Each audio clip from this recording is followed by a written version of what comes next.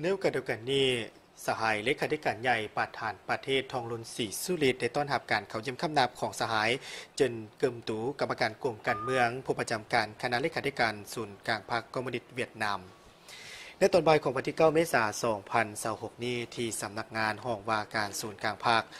สหายทองลุนศรีสุริตเลขาธิการใหญ่คณะบริหารงานศูนย์กลางพรรคประธานประเทศแห่งสาธารณรัฐประชาธิปไตยประชาชนลาวได้ต้อนรับการเข้าเยี่ยมคำนับของสหายเจินเกิมตูกรรมการกลุ่มการเมืองศูนย์กลางพรรคผู้ประจำการคณะบริหารงานศูนย์กลางพรรคคอมมิวนิสต์เวียดนามพร้อมด้วยคณะผู้แทนขั้นสูงของภาครัฐสาธารณรัฐสังคมนิยมเวียดนามในโอกาสเดินทางเกินไหวเยี่ยมยามสาธารณรัฐประชาธิปไตยประชาชนลาวอย่างเป็นทางการ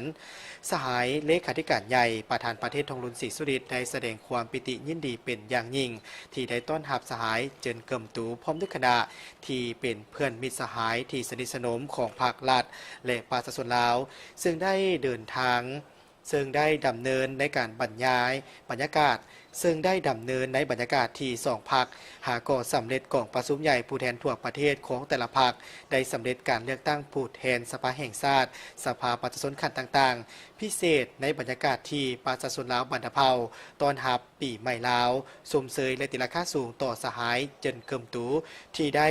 หาเลือกตั้งให้สืบต่อดำลงตำแหน่งเป็นผู้ประจำการคณะเลขาธิการศูนย์กลางพรรคคอมมิวนิสต์เวียดนามซึ่งเป็นการแสดงออกให้เห็นถึงความไว้เนื้อเชื่อใจของภาครัฐและประชาชนเวียดนามที่มีต่อผลงานในการประกอบส่วนของสหายเจินเกิมตู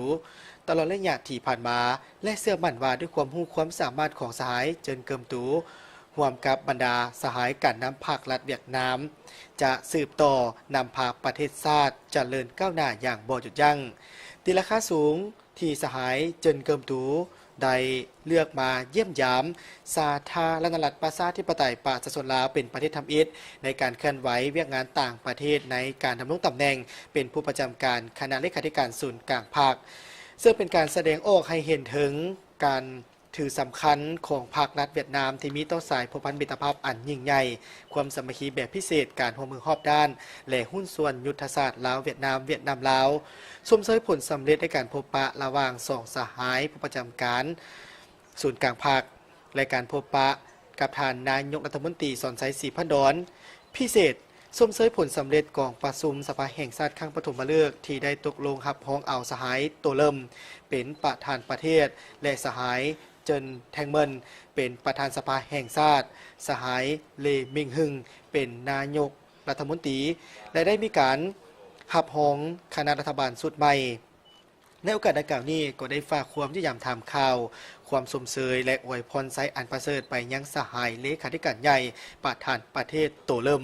พร้อมด้วยบรรดาสหายการนำภาครัฐเวียดนามเพื่อเป็นการสุกยู่สายพัวพันมิตรภาพการร่วมมือทั้งสองฝ่ายสหายเลขาธิการใหญ่ประธานประเทศได้ชี้นำและเสนอให้สองฝ่ายสืบต่อรักษาการแลกเปลี่ยนเยี่ยมยามการพบปะระหว่างการนำขั้นสูงของสองพรรคสองรัฐสืบต่อในการจัดตั้งพันขยายบรรดาข้อตกลงของการนำขั้นสูงของสองพรรคแถลงการและข้อตกลงร่วมมือของสองรัฐบาลบรรดากระทรวงองค์การคะแนนการและท้องถิ่นของสองประเทศแลกเปลี่ยนคณะเชี่ยวชาญแลกเปลี่ยนข้อมูลข่าวสารแลกเปลี่ยนบทเรียนวิชาการการก่อสร้างและการสร้างระบบการเมืองแลกเปลี่ยนทางด้านทฤษฎีพฤติกรรมเวียกงานบำรุงในการสร้างพนักงานขั้นต่างๆอยู่แห่งเวียกงานโฆษณาเผยแพร่และศึกษาอบรมเกี่ยวกับหมุนเสื้อเกี่ยวกับสายพัวพันธุ์พิเศษลาวเวียดนามลาวเพื่อเป็นการสุกยู่ส่งเสริมเกี่ยวกับพื้นฐานเศรษฐกิจการเชื่อมโยงเชื่อมจอดพื้นฐานโครงสร้างระหว่างสองประเทศลาวเวียดนามและอื่นๆในโอกาสเดียวกันนี้สหายเจินเกิมตูได้แสดงความขอบใจต่อการต้อนรับอย่างอบอุ่นสนิทสนมและสมเสยต่อบรรดาผลสำเร็จที่ภาครัฐและประชาชนลาวญาติมาได้ตลอดระยะ 40 ปีแห่งการดำเนินการเป็นแปลงใหม่สมเสยผลสำเร็จกองประชุมใหญ่ผู้แทนทั่วประเทศและกองประชุมสภาแห่งชาติลาวครั้งปฐมฤกษ์ซึ่งได้มีการรับห้องเอาสหายทองลุนศรีสุริตเป็นประธานประเทศรับห้องเอาประธานสภาแห่งชาตินายกรัฐมนตรีและคณะรัฐบาลสุดใหม่พร้อมทางแจ้งให้ทราบถึงสภาพการที่พ้นดินและบรรดาผลสำเร็จที่ภาครัฐและประชาชนเวียดนามญาติมาได้ในระยะที่ผ่านมาโดยเฉพาะก็เป็นผลสำเร็จของกองประชุมใหญ่ผู้แทนทั่วประเทศครั้งที่ 14 ของพรรคและการเลือกตั้งผู้แทน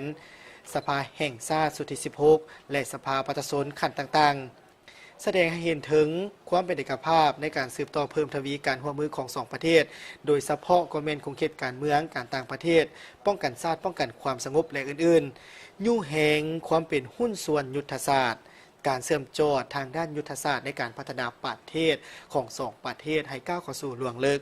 ความการกล้าเกียมในการจัดตั้งปฏิบัติบรรดากิจกรรมเฉลิมฉลอง2วันประวัติศาสตร์ของสองชาติในปี 2027ให้เป็นขบวนฟืดฟื้น